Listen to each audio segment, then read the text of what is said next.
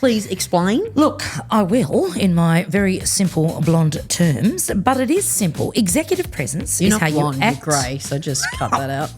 God, how rude. Strap yourself in for Keeping It Real with Jac Ral. Welcome back, keepers. I'm Jack Phillips and you are, Gabriel Dolan, and this is, Keeping It Real with Jac and Ral. which is a podcast, and we hope that you enjoy it. We suspect you do because you're listening, and if this is the first time you're listening, welcome. We've got a name for you. What is that name, Ral? Keepers. Why You're are a you using keeper. your teacher voice? Oh, I don't know. I just felt I should. Well, this is a really great episode, but before we get into it, our last episode was on LinkedIn. You remember? Yes. And you asked some Gen Zs. I did. I said, if you're a Gen Z and you don't use LinkedIn, or you do use LinkedIn, let me know. I'm interested. I'm fascinated, because we both think from our small poll, from our 4 Gen Z children, that LinkedIn isn't a big deal. And I did hear from somebody, and that person said they're not a fan of LinkedIn. They barely use it because they just don't see it as relevant because their peers aren't really on it. So I think maybe there will be something that overtakes LinkedIn for Gen Zers. Yes. Well, you know, us old bloody farts used to think TikTok wasn't relevant to us. And now Well, you look find at out you. there's a lot of good content. Good food stuff on it. Anyway, Good so that's all good. architecture. Hey, you know, we also got have got so much feedback from the Water You Carry episode, which I think was yes. episode 42. Yes. We've had like so many people So talk many about people. that. Even Keelan's girlfriend listened to it and had a go at him for hanging out the washing wrong. Same as Steve. Sorry, Keelan's girlfriend. I went away just recently, as you know, and somebody who was there away with me was constantly repeating some of the things that she had learned from listening to the Water We Carry and really related to it and said to say thank you. So that was one of your ideas and it was a good topic. So well done. It was a good one. What about this topic? Okay, so this one is about executive presence. So Executive presence. Executive presence. So Look like yarn event then. I'm going to be honest here, Jack. I have heard this term for probably a good couple of decades. And it's one of those ones like gravitas or whatever. And you go, what does it actually mean? It's a great question. Can you please explain? Look, I will in my very simple blonde terms, but it is simple. Executive presence You're is not how blonde, you you're act. grey, so just cut that out. God, how rude. Cut that one out, Keehlan. No, we'll keep it real. I'm going to embrace my greyness, my whiteness.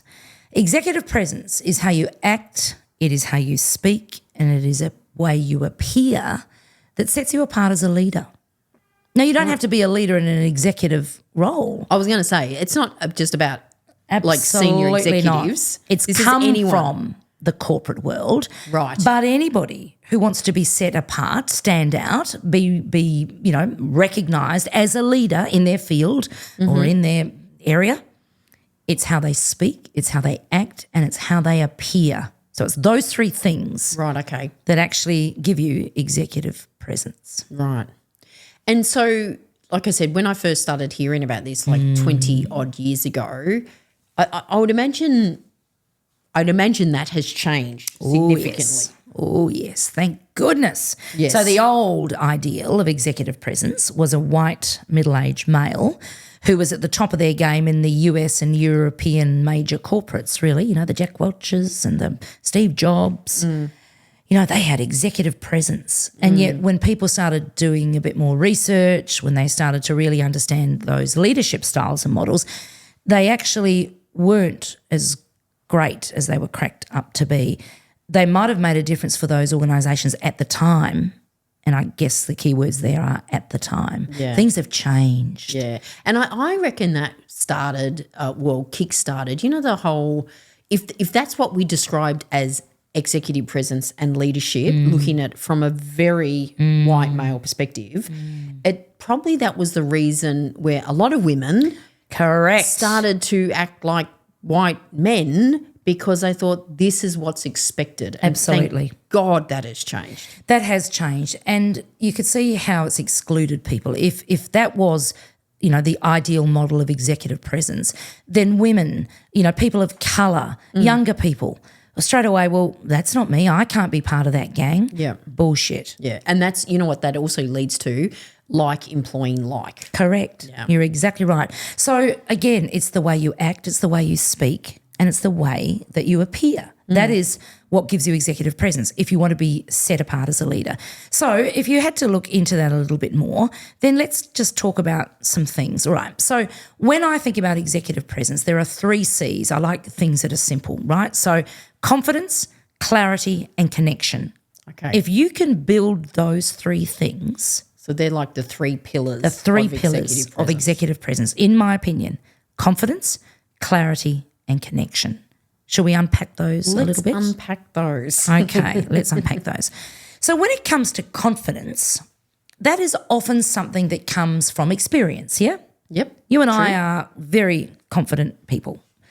Were we as confident 10 years ago, 20 years ago, 30 years ago? Probably not. Probably not. Although maybe when you first start out, you're confident. That's not to say that you can't be confident. True. Or that you can't give an air of confidence. Absolutely. So this is not about an age thing, and it's not about an experience thing. And we did a whole episode On confidence. We I think absolutely that was did. episode 13. Spot on. Off the top of my head. Spot on. Look at that, just like that. Such a smart Bloody woman. Rain Man.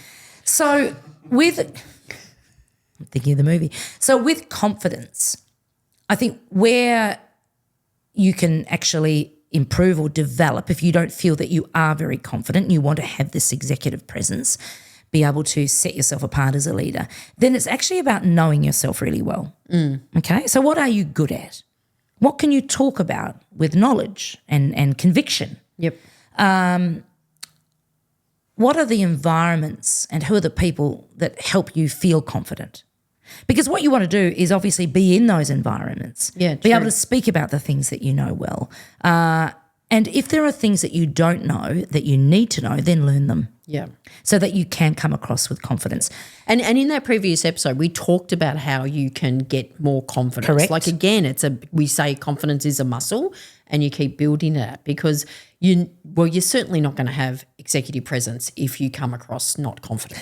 Well, the whole point of executive presence is being a leader with impact that can influence. So if I don't feel that you're very confident, I'm not going to be following you. No. You know what's really interesting? There's a lot of thought that people who are confident speak a lot. It's wrong. Yes, no, that is wrong. When I think about some of the most amazing people I have worked for, worked with, and who I know today who have, I think, great executive presence because they have got great confidence, they actually don't say a lot. They listen a lot. So when they do speak, mic drop. That just reminded me of a story when I worked at NAB, and I was in this new role, and it was like an internal business consultant role. So you went and worked with business units and helped them implement this, business excellence thing was.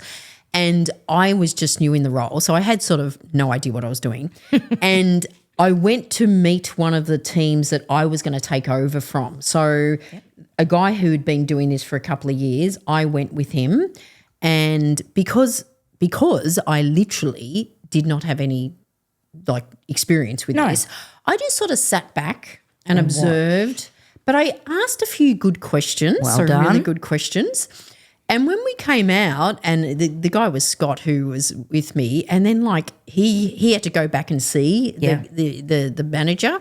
He came back and he goes, "What have you done? They think you're like some Jedi master that because you were just Genius. so just calm composed. and I went, oh, that came across well, didn't there's it? an so opportunity. that came across really confident. That's my point. Because I didn't speak a lot. You didn't say a lot. In fact, people that say a lot often come undone because they're sharing way too much and people are thinking, whoa, hang on a minute. Whereas the quieter people, they're quietly confident. You can come across wise. You can come across and curious, ask great questions, yeah? So remember that. If you want to have great executive presence, demonstrate confidence. If you want to demonstrate confidence, perhaps say less, ask more questions, listen, but know what you're speaking about. When I was doing a masterclass on executive presence just very recently to a great group of banking executives in New Zealand, shout out to a massive keeper, Sarah Hearn, we were talking about presenting and the importance of speaking and clarity. And I said, anyone who can speak about something with a real point of view, with real conviction, you usually feel very confident with. Yes. Do you agree? Absolutely. So that ability to have conviction when you speak, there's also the ability to be decisive. Yeah, you've got to make a decision here. True. So saying, well, I'm making this decision because of X. Maybe it's a fact, or maybe it is because how you feel at the time, but back it up with conviction. Again, that adds to your executive presence. Yeah. With clarity, that's about knowing what you're talking about. There's nothing worse than somebody who cannot be clear in either the decision they're making or what they're saying. Have you been in situations where somebody hasn't been clear? Oh, it's like Confusing. And it was like they're talking and then like half an hour later, I don't even know what you're talking about. So are you going to follow them? Are you going to look at them and say, no. gee, you're somebody I'd go to war with? Yeah. And I think it's not clarity. It's also clarity on message, but I think it's a clarity on your purpose, clarity on your values. Yeah. So the more clear you are about who you are, what you stand for, you can get some consistency around that. And we've spoken before that, the really bad leaders are the inconsistent leaders. Correct. That's exactly right. Okay. So confidence, being clear clarity, and connection. And connection is all about how you relate to people. So when I think about someone like you, Ral, you walk into a room, I say to everybody, this is Jac Ral Dolan, and people are looking at you, they don't know you, they've never heard of you, for example. What would you do to connect with people? You know what, there's a couple of things. People often ask me this in the storytelling. It's actually being genuinely interested in people and asking some good questions and listening. And I think also too revealing a little bit about yourself. Vulnerability, very important. And it could just be talking about your kids or whatever, or something you did on the weekend. So it's trying to build, in the 80s and 90s they would have said that rapport building. Yeah. But I think if you're doing it from a place of genuine authenticity. But I run a lot of workshops, and I ran one a few months ago, and it was on presentation. So I do presentation workshop, and so I always say to people as I'm running the workshop, notice what I'm doing. What am I doing that you're going, observe? And I asked these questions throughout the workshop, and someone said, when we came in, there was about 20 people. You came in and introduced yourself and shook our hands and asked our name, and I went, oh, and they go, I've never been to a training workshop where people have done that before. And I'm thinking, wow. Oh my God, such an easy thing to do. You're about to spend half a day with these people. You want to get to know them. If there was maybe 100 people, you can't do that, but I would still make an effort to do some. Absolutely. But if there's 20 people, you can do that. And it's worth taking the time to do that. Absolutely. So it's about building a connection. It is about building connection. And about building connection is actually showing interest in others. You're exactly right. It's very, very simple.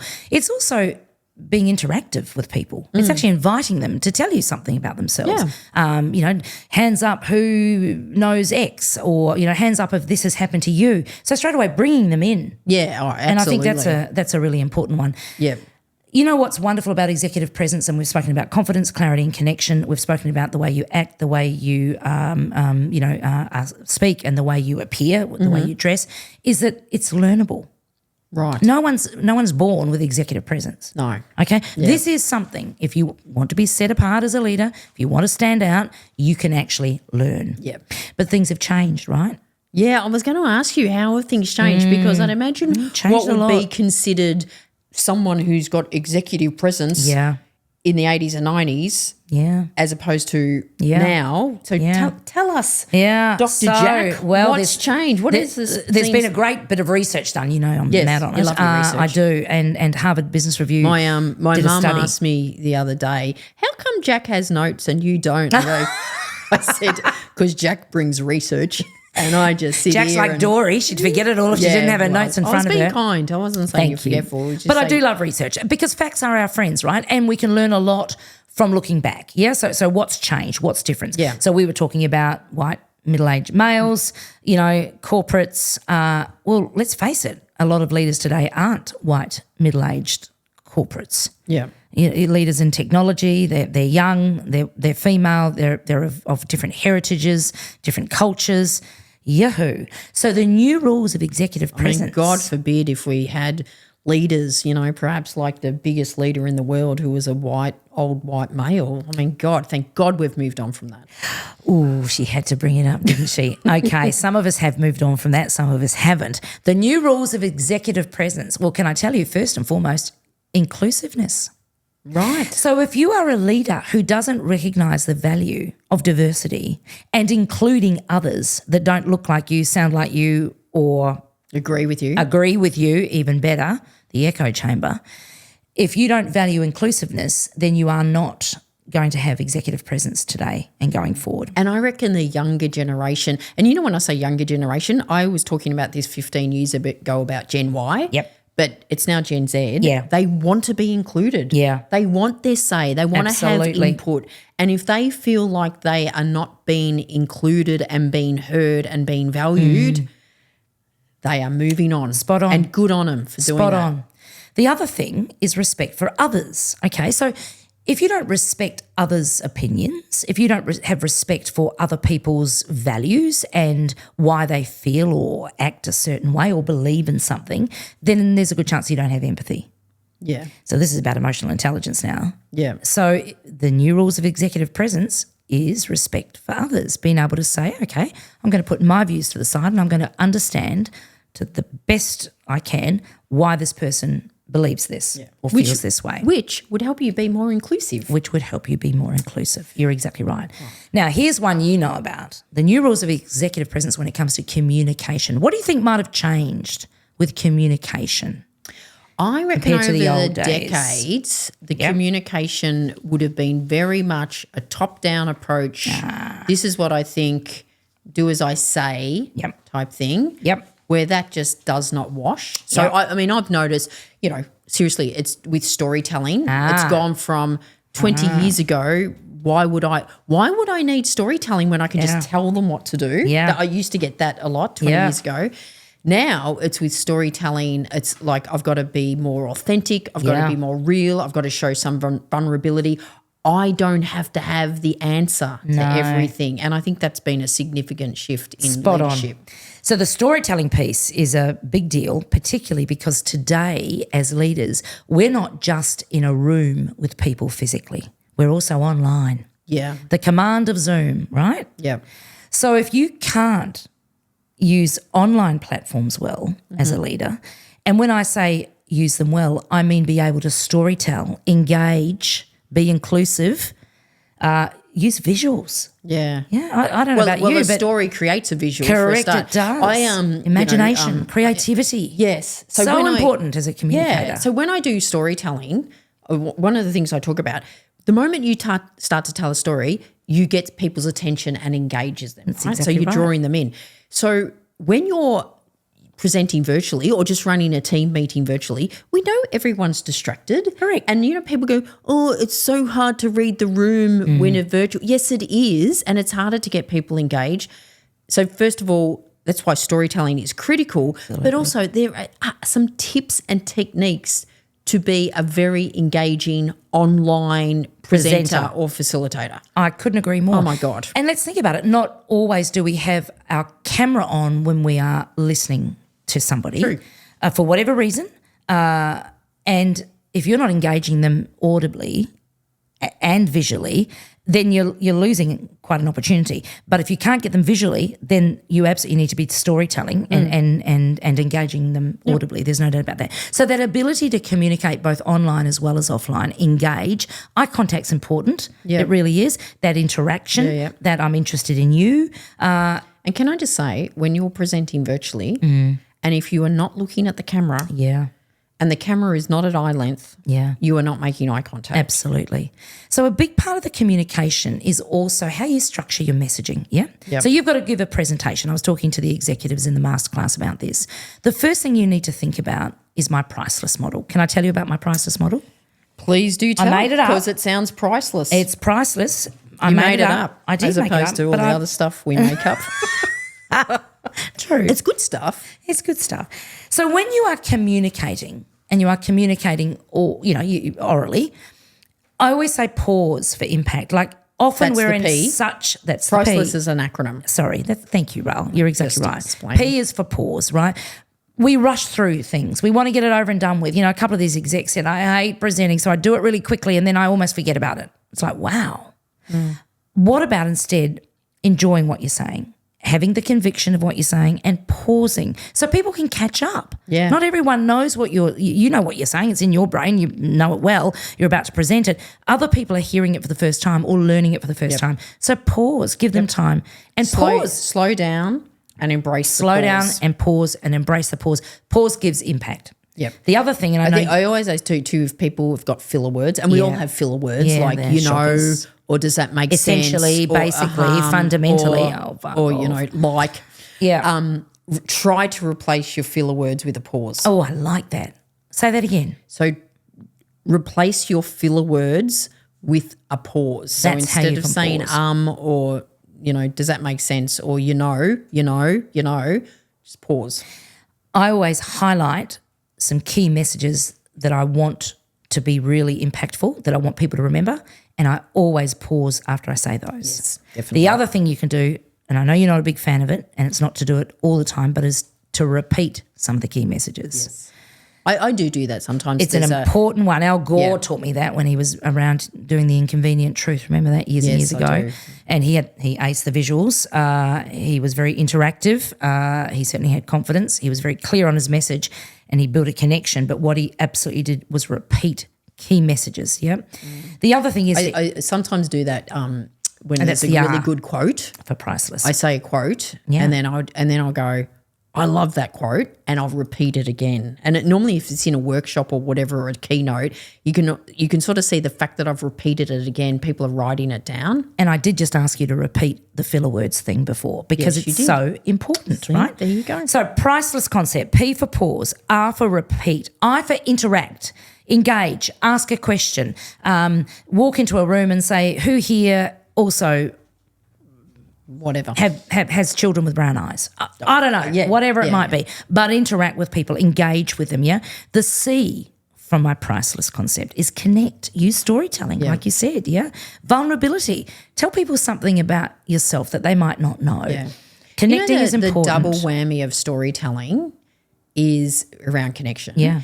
Is research shows that you not only connect to the message better when you hear a story, but if it's a personal story, as in it's not related, it's not work, You'll remember you it more. connect to the storyteller. Yes. So it strengthens the relationship and the connection between you and the people you share. That's amazing. And Even like- though you might not know them, but the fact that you've shared something about yourself personally Yep. as part of that story, straight away people relate to that and they feel a deeper connection to you. I So think I it read can that somewhere fast track a too. connection if you've not met By them before, telling a story. or it strengthens a connection. So if you're Love that. if you're a leader and you're speaking to your team, every time you're sharing a personal story that. to communicate a message, first of all, you're getting the message across better. Yeah. But you're actually strengthening the relationship Love that. and the connection with your team. I love that. And the E on the priceless model is educate. So you are there to inform. Yeah. As somebody with executive presence, you have to know something. Yeah. Or you have to know others that know something and be happy to share that. So the priceless concept, P for pause, R for repeat, I for interact, C for connect, E for educate, and less. Less is more. Conciseness of message. I'm going to tell you 3 things and then tell them 3 things. People who speak well think well. There's no doubt about that. So priceless. Remember, priceless is part of executive presence. It's really important. The final thing on executive You presence. said less is more. Do you know who said that? Tell me. Coco Chanel. Yes, she did. In fact, Chanel. never walk out of the house before taking 3 things off. Yes, less is more. Remove 3 things. Do you know Coco Chanel's real name? Coco Chanel? No. Coco was a nickname. Do you know what her real name is? No. Gabrielle. Of course it is. Look at you. Gabrielle Chanel. Gabrielle. One of her Chanel. perfumes she came out with was called Gabrielle, and I remember walking through the airport. You bought I a bought bottle you for one. me. I brought bottles for. How funny egotistic just in case was I that? forgot you. There it is in my bathroom cabinet. And there was all these signs You're too saying, funny. "I am Gabrielle." I am Gabrielle. Well, you're Ral. You're not Gabrielle. You're Ral. Okay, so the new rules: inclusiveness, respect for others, which is very much about empathy, communication, and appearance. Do we think the appearance has changed today compared to suits and What ties? has super changed? Appearance would have been a massive change. right up in there, what's right up changed. there. So Or anyone hang on, who's a is leader. appearance still important? But it's what has changed is how you appear. Yeah, or that's- is appearance not even Well, can I tell you, in 2012, appearance, slimness was in there. slimness? Jesus. Youthfulness and vigour was in there. Tallness, Tallness. next job style of dress, physical attractiveness, and polished look. Which one out of all of those do you think is still in the new rules of executive presence? Well, I was going to say next job of dress because I think that's important. Dress for the job you want. No, new normal style of dress. So you normal. think about Right, it. Yeah, okay. I think we in the day would have been expected, if we were in banking, to wear high heels and a suit. Yes. A skirt, suit Yeah, even. corporate suit. I used to wear leather pants, boots, Shoulder pads. shoulder pads. Dynasty. They come back great in, coats. shoulder pads, haven't they? You wear sparkly joggers. I mean, really, I know. you are still a leader with executive presence. So it's about actually being really comfortable in what you wear. But a polished look is still number one. So whatever the style of dress is, be polished. Authenticity is part of appearance now. Fitness, so looking healthy and well. New normal style of dress. Curation of an online image. How important, LinkedIn. We were talking about that before. Talked about that. Polished look. Previous episode. And the willingness to show up in person. So that's that authenticity again, yeah? Right. Really, really important. With communication, what was really, nothing's changed when it comes to superior speaking skills, and we just spoke about that, yeah? Yep. And in the communication, the command of a room and Zoom, not just a command of a room, a listen to learn orientation, ability to read an audience today, authenticity, and the use of body language. That hasn't changed. That's still really important. Yeah. So it is interesting how the new rules of executive presence are here, and I think that if you don't embrace them, then there's a good chance that you won't be relevant and you won't set yourself apart as a leader. So hopefully that's been really helpful. Yeah. And look, and I think to summarise, it was saying, we said executive presence isn't about executives or leaders. No. It's your presence. I mean, even if you don't like the term executive presence, just say your personal presence. And I like the fact that it's around confidence. Yeah. It's around clarity, around, who you are, what you stand for, your message, and it's about connection. So how you act or behave, Yep. how you speak, Yep. and how you appear, that sets you apart as a leader. Yeah. So hopefully executive presence in this episode has given you an idea of what it used to be, how it's so not relevant, how it used to be, and the new rules, which we've been speaking about, my priceless concept. Yeah. Okay, pause, repeat, interact, connect, Educate. thank you, And and less. Educate and entertain. If you entertain is if you're important. entertaining people, Well, that's storytelling and communicating and having fun and using humour in a right I way. say my style of a keynote speaker is an edutainer. So You're such an educate entertainer. and entertain. Aren't you? Just Anyway, you know what I think this episode has been? that. Tell me. Priceless. Oh, she's used my Priceless. concept again. Love it. Okay, keepers, that's it for another week. Hope it's been of value. Remember to share this to others if you think it will be of value. 5-star rating. 5-star rating, as Please. always. We've got a lot of 5-star ratings. So We need more. if you've given us a 5-star rating, thank you. And we will see you next week. Bye. You've been listening to another episode of Keeping It Real with Jac Ral. If you like what you've heard, don't forget to tell others about it and give a 5-star review. They may seem confident, but they really are sensitive 5-star needy souls. Yeah, right. Keeping It Real, created by Jack Phillips and Gabriel Dolan. Produced by Keehlan Ferrari-Brown. And this really real voiceover, spoken by Richard Phillips.